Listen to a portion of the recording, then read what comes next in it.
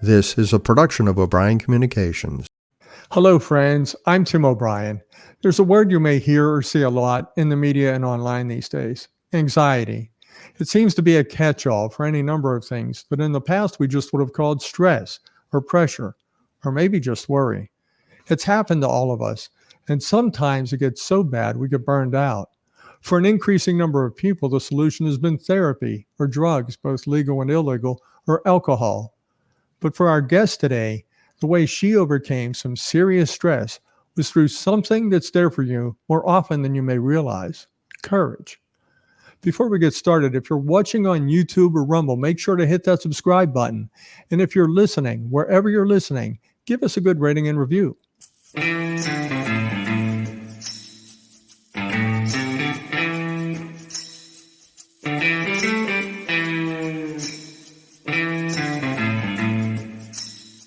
Today, we're joined by Janet Jackson Pellegrini. She's one of the authors of a new book called You Can Overcome Anything with Courage. The book contains 17 different stories from 17 different people. Each shares their own personal stories and life lessons that have one thing in common: they found the courage to overcome the challenges they faced. Janet Jackson Pellegrini is one of those people. Welcome to the podcast, Janet. Hi, it's great to be here, Tim. It's good to have you here. Well, I read your story from the book, and I think it's inspiring. And I wanted to talk about how you got there. I mean, we know that the solution is courage, but why don't you tell us about the path you took to get to the point where you and your husband were in charge of an iconic restaurant in Pittsburgh. Your husband's family owned the restaurant for decades, and it was well known. And here you are running it, and the stress is starting to get to you. But let's rewind a little bit and talk about you and Charlie and how you ended up actually taking that path to take over that restaurant. Well, it was my love of music that brought me to my husband. I began singing as a young child. My mom always knew where I was because I was always singing or whistling or humming. And I pursued my musical career in grade school, becoming an all-city Bel Airs, and then in high school, joining the marching band. And my husband was also in the marching band, but I didn't date him then. I didn't date him until 10 years later. And when my friends and I went to the restaurant, because I told them, anytime you're coming to Tambellini's restaurant, I want to go because I loved it there. So Charlie was seating us at the restaurant, and I looked at him. I looked over my glasses at him. I said, "You're Pellegrini, aren't you?" And he real shyly smiled, and he's like, "Yeah, and he recognized me and again brought us to our table. After dinner, he asked us back to the bar for a drink, my friends and I, and there he asked me out for a lunch date. So that's where it all began. So that's where it all began. Now let's go. We'll speed through your dating life. Now we'll assume, because he's your husband, you dated for a while. That all worked. And you ended up working in the business. You ended up working and I even know Charlie himself, he didn't really study to get into the restaurant business, but he ended up back in the family business, in the restaurant business. So for yourself, you ended up courting Charlie and then marrying him. How long was it before you ended up working in the actual restaurant? Well, I was given 10 years to raise our two children before I got thrown into the restaurant business. So that was wonderful. And I enjoyed raising our son and our daughter. And then, unfortunately, his mother took ill, and she had a stroke after heart surgery, and ended up, I went in to fill her shoes, which was an incredible feat. Mary Tambellini Pellegrini opened the restaurant downtown in 1950 as a single woman. And so that's why it was called Tambellini's, because she was still single, and that's her maiden name. And she married Nello 7 years later in 1957, and then they had Charlie in 1959. So I wasn't really trained in the restaurant business when I went in. I had been in other jobs I had had, working in a hospital, Mercy Hospital, for 10 years. And I learned a lot of organizational skills there and a lot about scheduling and things like that. So I went in to help my husband and do what I could do. And we made a go of it. And the restaurant ran in total till 2013. So it ran for 63 years, downtown Pittsburgh, next to the Benedum Center. And boy, that place took on a life of its own. That's an understatement. Just for anyone that's obviously, most of the people listening or watching are not from Pittsburgh, but to describe this place, it's in the middle of the theater district in Pittsburgh, and Pittsburgh has always and does still get some really big name acts. So you are literally across the street from Heinz Hall, which is where the Pittsburgh Symphony performs, and so many others. And then there's the Benedum, which is another comparably sized facility just down the street. And then there are smaller theaters, and they're all literally within a block or so of where Tambellini's was located. So you had celebrities, you had the crews, you had the agents, you had all those people, you had all the, I would call them influential people that would go to the shows or knew the celebrities. So where did they usually go? Because there were so many restaurants around there, but Tambellini's was probably tops as far as if you were one of those people and you wanted to see and be seen, you went to Tambellini's and that was your restaurant. So we can talk about that in a minute or two, but that just tells you a little bit about, I think, the pressure that was on you and Charlie, because every single night you had this sort of a special event at Tambellini's, even if it was what others might say is, well, they're just serving dinner, but you're just serving dinner for some of the most important people with certain expectations. You never want to disappoint people because you have such a reputation. That's a lot of pressure. How would you describe it since you lived it? Well, Charlie and I took the serving people very seriously. Charlie would my husband would considers everyone a guest in his extended home.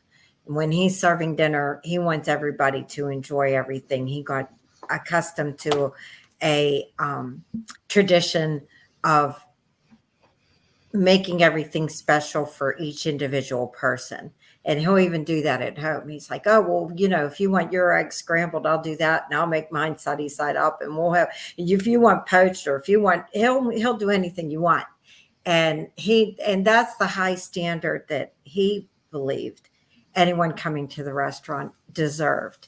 And we really had our hands full because we were doing custom orders for 200 people. Would come in at 6:00. They'd all want to have dinner and they'd all want to be out for the show by 8:00. So at 7:45, they're paying their check and they're out the door no matter what. And so that put even more of anxiety, more of a time crunch on it, because there was no recourse. If they weren't happy, you couldn't say, oh, well, stay and I'll make another dish for you, or stay and I'll have an after dinner drink or a dessert on the house or something. No, they're going to the show. It has to be perfect. And we did our best and we were very, very popular in town. Very popular. You're so popular, and there are some names of people that you got to know over the years, and they got to know you about what to expect there. But I wanted to ask you now again about the work. You and Charlie were a team, along with others in the family, and also at the restaurant. You had a staff. But how did you and Charlie divide up the responsibilities? What were your primary responsibilities, and what were Charlie's? Well, my primary responsibilities ended up being taking care of the office work. I had a secretary, but eventually the last 3 years we were open, my secretary had retired. So, and she had been there the whole time, and she had got me trained when I came in. And I would make the schedules. I would set all the banquet tables. You need 2 8s over here, a 10 on line the walls with deuces. And it was I was doing that in my dreams, and so that I wouldn't have any time off at all. So my husband's responsibilities, he would be more monitoring the kitchen help in the dishes and making sure quality control, and of course talking to people who came in and wanted to see us.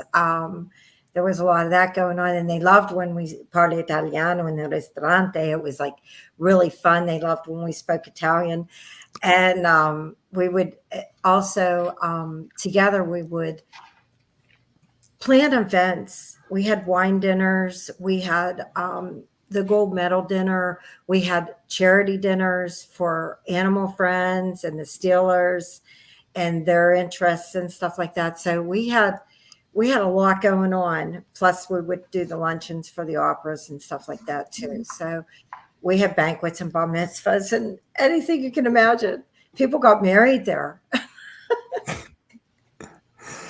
It was definitely, it was a destination, and we say it was there for the theater district, but it was also there when there was nothing happening in the theater district. It was just a popular restaurant. And now I wanted to talk about that clientele, because before this interview you shared some pictures with some of the people that you got to meet, and it's not just photo ops with you, because I'll throw a couple of names out.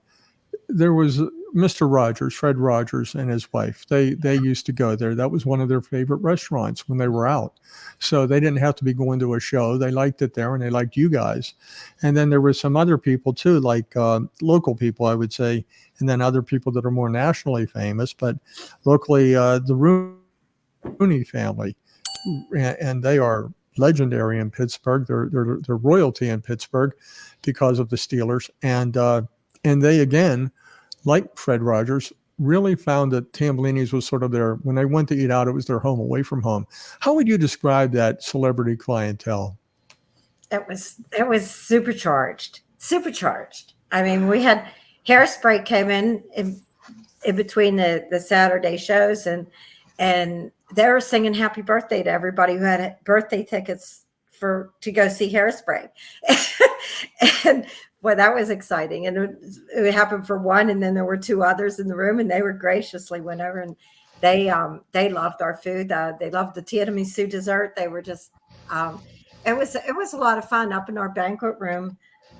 We had the nuns up there from Sound of Music singing "How Do You Solve a Problem Like Maria," and after they ate their dinner. So, I mean, it was just amazing. We had the Phantom of the Opera sang to me, Frank D'Ambrosia. He was singing "A Mia Cuore," which was one of the ones that, one of the songs that Lorenzo Malfatti, his local instructor, who also worked in Italy 6 months of the year, had taught him. And Lorenzo had sung that at my wedding. And when I told Frank that, he was like, "Oh, I know that song." Started singing in the main dining room. So it was a lot of fun.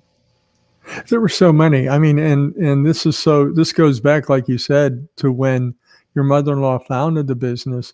So you had people like Anne Margaret and people like that all came along. And at the time, young people may not know who this is, but Don DeLuise was a favorite of that place, and he was another one who liked it. And then it all led up to right to when you closed it. Some people say you should never retire unless you retire at the top of your game. And it seems like when you did close Tambellini's down in 2013, it was still at the top of its game, wasn't it? Yeah. Oh yeah. Yeah. We were still bumping. That place, like you said, it took on a life of its own. And, we're going up and down the steps. There we had a second floor banquet halls. We're going up, 14 times a night. We're running up steps with a special bottle of wine or, whatever people needed, seating people and things like that. So it was busy. It was busy, but we still had time, to make capellini with tomato basil for Fred Rogers when he would come in and whatever Ann would want. Well, the service business is like that. It's demanding, it's time consuming, but I think it is, if you're the type of person that likes people who appreciate good food and your work, it can be a rewarding business too. And that might get you through some of the hard days. But I thought of this when I was looking at your story, and I thought, usually it gets to the point where you want to pass the restaurant or a business like that to the next generation, Yes. because that kind of energy is really for young people or younger people. So when you were younger and you took it over, there were probably things you wanted to achieve, and you worked, even if it was just keep it up to what it was and make it better in little ways. You still had goals and you're younger. Now then you get to the point where you have adult children. Did you talk about passing the restaurant on to the next generation, and how did that turn out? I did, Tim. We had both of our children were working at the restaurant. Of course, as they were coming up, they were looking for a job. And so they would, first our son is older. So first he would start out busing, and then his friends came in with them because they wanted some quick cash on the weekends and stuff. And we needed the help. So my son worked up to server and then manager. When we would be out of town, he would take over and keep an eye on everything, have the keys, lock up. And then our daughter did the same thing when she became 16, she did the same thing. And all our bussers were young women. And that was a lot of fun too. And then on our closing night, our son, Evan, and our daughter, Laura, ran the back banquet room, just the two of them, because every table was seated that night. We were running out of zucchini by 10 o'clock at night. That's it. We're like, that's it. That's all, folks. So we know you closed in 2013. Yeah. When did it hit you and Charlie that you weren't going to be able to sustain that level of energy and service, and you had to make a change? What was there, an event or something that happened that caused you to sort of hit a wall or a breaking point and say, we can't do this anymore? What was a process? We had all gone to Robin X with Charlie and his mother and myself back in the 90s, in the late 90s, to figure out how to sell business and how to transition and what items you want to do. And they had a process for it, and they were willing to help us with it. And we considered that and mulled it over and went back to the usual, and, figured we could still do it. We could still take it. And it was very hard. It was very stressful. Especially I think for my husband, because even when we were having family gatherings and all that, my husband would still they would still be talking about the restaurant at home. And there would be things that the family would be discussing about the restaurant, or what you should do, what you shouldn't do, and what you shouldn't have done. And it's like, oh, I don't want to talk about that now. It's Easter, But so there was a lot of that going on too, and it was hard to have a day off, when you finally got a day off, because it was all encompassing with a family business like that. And we have been working many times. So then after that, we put the whole building up for sale for a while. And we were marketing the building for sale for 3 years. And it was not the right time or not the right price, but we didn't really get a serious offer. And one day we were outside just talking with our friend Robin Fernandez, who was running. He was a very respected friend. He ran Metropole, Rosebud, all these different clubs along his career, Heaven. And we were talking, he was running Bossa Nova at the time at the end of our block over by the river. And he said, oh, you must really have to pay a lot of rent to be in a building like this. And we said, no, Robin, we own the building. And he says, you own the building? If you own the building, why are you working here? And we looked at it through his eyes and thought, maybe, selling the building isn't the way to go. Maybe you should rent it to somebody like Robin Fernandez and let him make a beautiful business out of it. And that's what we ended up doing. Well, that is a story, because you get so wrapped up in the restaurant, and even though you own the building that it's in, and it's a multi-story building, it's not just a one-story building. Yeah. So it's in the heart of the theater district in downtown Pittsburgh. So Yeah. that is a good address. And you had this chance conversation, and all it did was it changed your perspective. Nothing else changed but your perspective. Right. And I think you're already saying that you and Charlie are looking at getting out of the restaurant business, the day-to-day restaurant business. This happens to you. But there's a now bigger challenge, and that is you've got a 63-year-old iconic restaurant in the city of Pittsburgh. You don't just turn that off. You don't just close the doors on something like that. You think long and hard about it, because it's something the family built, and you're talking about putting an end to that.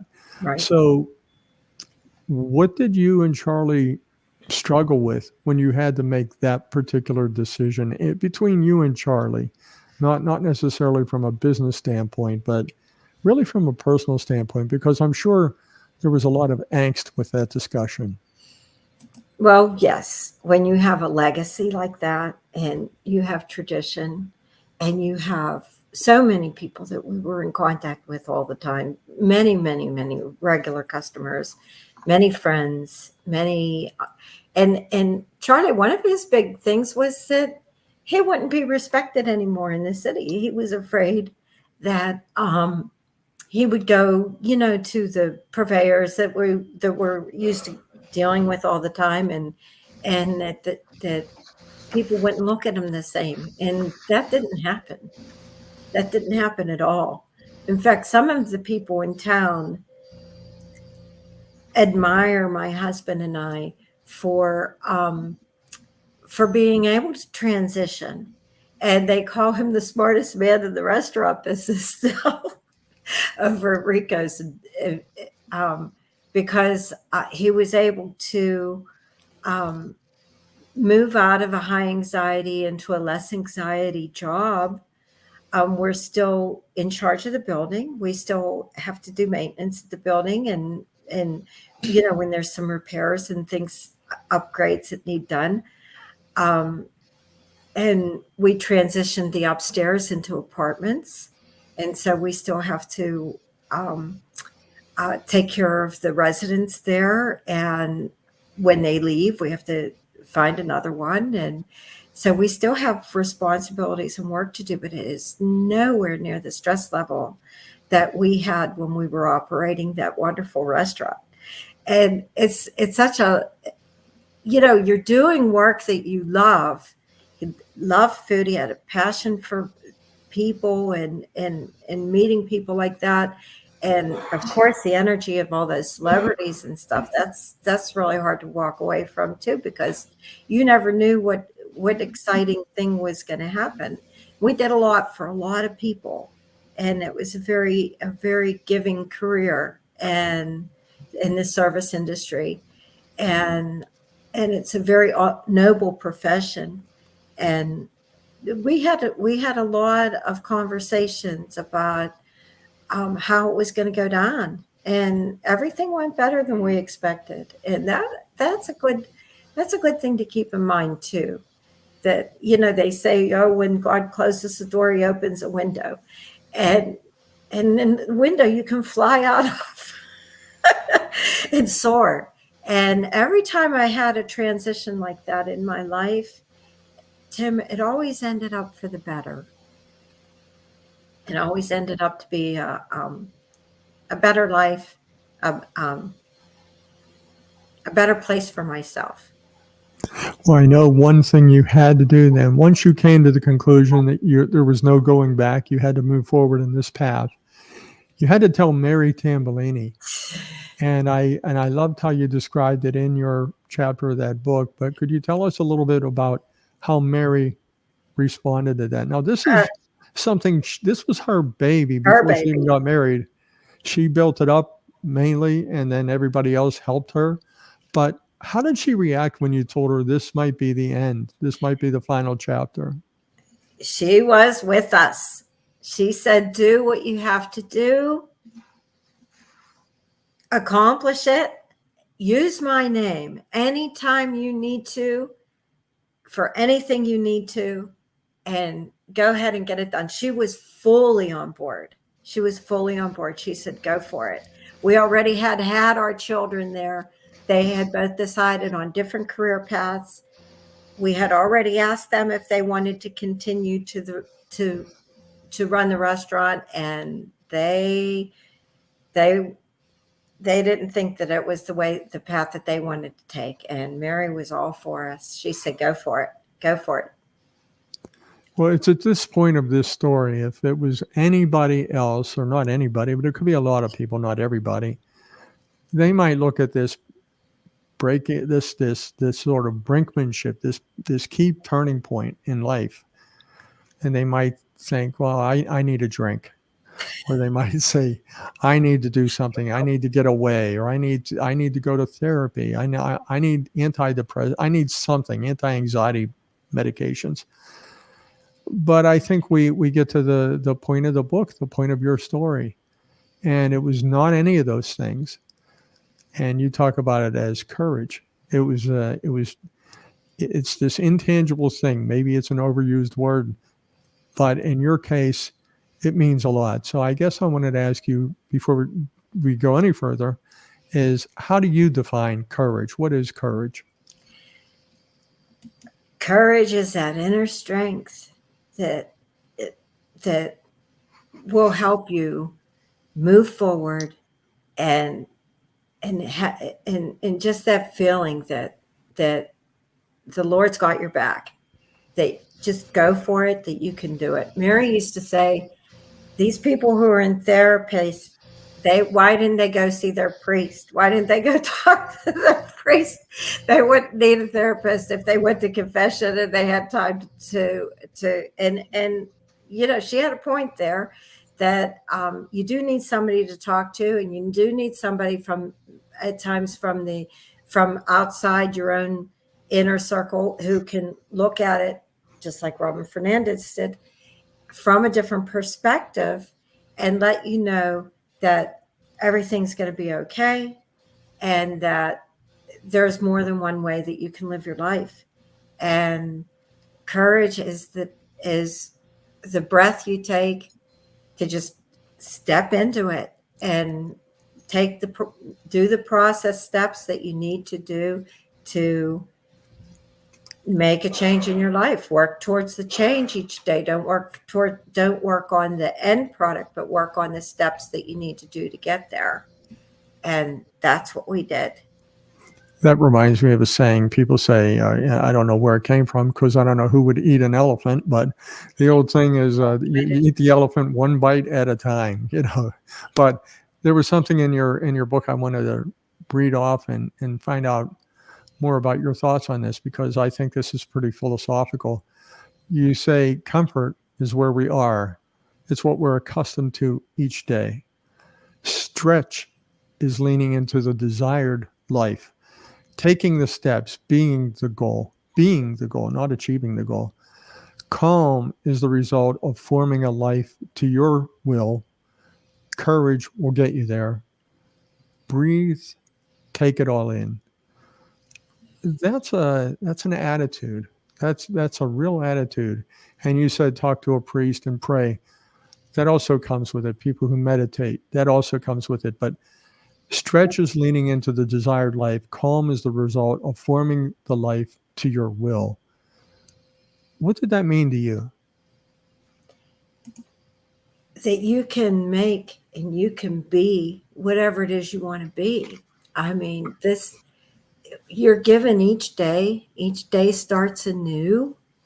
And each day, when you make a decision to do the same thing you made that decision to do the same thing. And if you make a decision to take a step in the direction that you want to be in, to the life that you dream of, to the life that you want to make for yourself, you can achieve it. They say, this is America. You can be whatever you want to be. You can do whatever you want to do. You're not stuck in, and especially now with the internet and all the different platforms that we have, you can get yourself, you can be who you are and make yourself known. And even if it's your hobby could then turn into something that could be your career. So I love the differences in people. I think that it's our differences that make the world go round. And and if we were all the same, it would be just totally monotonous. I don't just like a blade of grass. I like everything different, all the different plants, all the different people. And and I embrace that. And I think that people should try to get in touch with their inner self and their inner happiness and what would make them, each of us, You reminded me of spend something your day well. Go. my dad used to say that to me growing up. Anytime I'd be using him as a sounding board and complaining about somebody, he would always say, "Hey, Tim, it takes different kinds of people to make the world go round." That's right. That's what he would often say. I can hear him saying it right now. But you came to that point. You're now at peace with this decision, and now you decide you're going to start a new chapter. You and Charlie, you dissolved the company, the Tambellinis, but you did not sell the building, as we know. Uh, you got a mentor. You got into the whole real estate business. Probably some people might say, oh, well, they own the building. Technically, they're in the real estate business, but that's not what you and Charlie did. You decided to approach that with the same fervor that you did the restaurant business. If you were going to get into the real estate business, you were going to become real estate people. You were going to become real estate knowledgeable and experts and accomplished in your own way. So it certainly wasn't retirement. How did you then phase into this new life in real estate? Well, they always say if you want something done, give it to a busy person. And we went. There was a free class on the internet right here at Station Square, and we went to this real estate free class, and they of course opened our eyes to all kind of different avenues in real estate, and of course they had all kind of different classes that you could join. I think they had maybe 12 different classes at the time, and you could buy a package of 7 or 8 of them or whatever with a coach and a mentor and all that. And that's what got us going. And Charlie, we come out of there and Charlie said, well, it's time to invest in our education again. And so we instead of starting at where most people would start in like wholesale or foreclosure, beginning kind of ways to make money in real estate, our first class was commercial. And they're like, well, you're in commercial class and you haven't had wholesaling yet? And we're like, no, so that was unusual for the real estate business because wholesaling is a way to start making some money so that you can get there. But we needed to know how to operate this restaurant that had been left in our care. And we needed to know how to transition it. And we needed to know from commercial experts, what was the best way to approach all this? Because you have a one-shot chance. We didn't own 10 buildings. We we just had this one, and we had to make a go of it. And if we're not going to be making money in the restaurant business, then we had to know how to survive as building owners. And so we got educated, and then you learn by doing. So we put a little bit of money down on a 4-unit, and we are 4 townhouses, and we started fixing them up in the daytime as one would become vacant, and then we'd go go home and wash all the paint off our fingernails and go get dressed up pretty to go serve dinner at 6 o'clock to 200 people down at the restaurant. So as if we didn't have enough to do already, when we had a day off, we'd go take care of real estate. And then we learned to hire people to do that. And we learned to make money in real estate so that we didn't need the income of the restaurant as much anymore. And we just took those steps. We got, you got that place running, and my husband says, well, now what do we do? Well, let's get another one, because now the red check came in and there was nothing to do with it. So we got another one. And, we had two small buildings was enough to replace our income from the restaurant. So restaurants have slim margins. Mm-hmm. And that enabled us to be able to have somebody come in and take over our restaurant. And she wanted to renovate everything, and she didn't want to have to pay any rent until she was open. And so she wanted to go 6 months. We would go 6 months without any income. So we had to have a way to do that. And real estate was the answer. So you did all that. And again, this is another full-time job. One of the big questions I had when I looked at that is, if you sort of felt like you drove yourself into the ground with a restaurant, sometimes that is the restaurant business. And I've learned this myself in my approach to things. You can pull yourself away from something that you think is the cause of stress, and then you throw yourself into something else, and you start to find out that you're your own worst enemy, that you're the one pushing and driving and working the long hours because it's your way. So did you think about that, and did you worry that when you got into the real estate business, you would put yourself back into that same position at some other point? Well, people who just worked the real estate business and never came from the background of a busy restaurant like I had will look at restaurant or will look at real estate as being all-encompassing in a busy lifestyle. But being as we were from the food service industry, we really had a different concept of what a busy lifestyle was. So for us, our motto down at the restaurant was where the stars come out to play, because we had so many celebrities and because everybody would get all gussied up and come into town.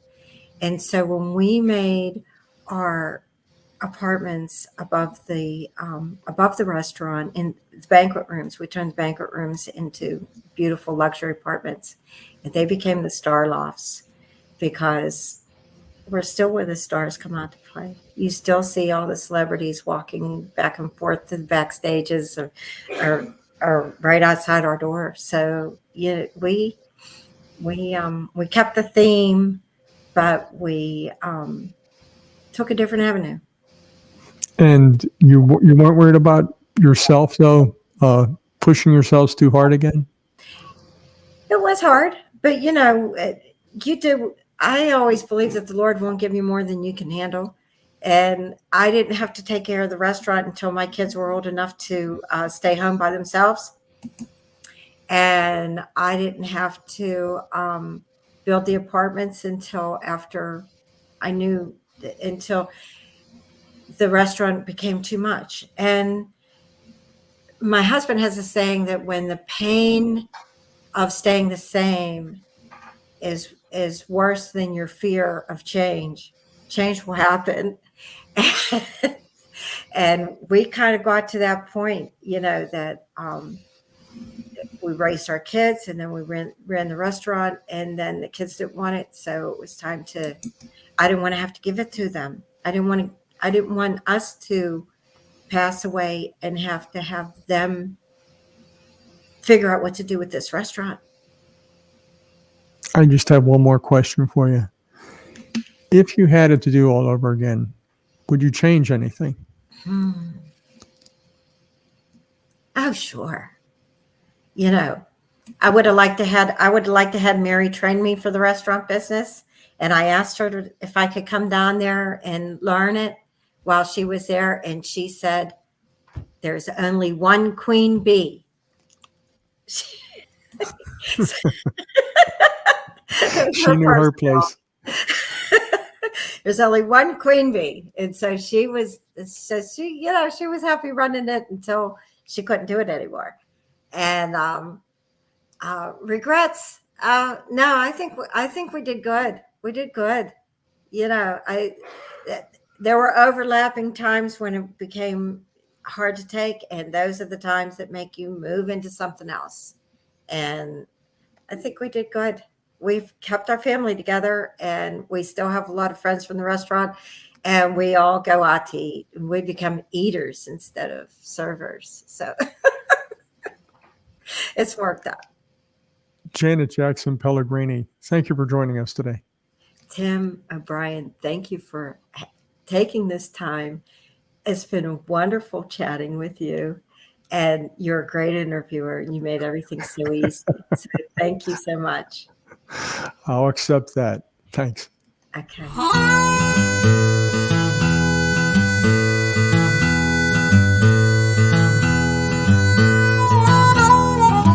To learn more about all that we talked about here, please see our episode page at shapingopinion.com. Make sure to leave a rating and review and subscribe wherever you get your podcast. Want to connect? Check out our website, shapingopinion.com. Follow us on the X platform, Facebook, or Instagram at Shaping Opinion. And make sure to join our Facebook group called Shaping Opinion Podcast Listeners. Shaping Opinion is a production of O'Brien Communications. Copyright O'Brien Communications 2024.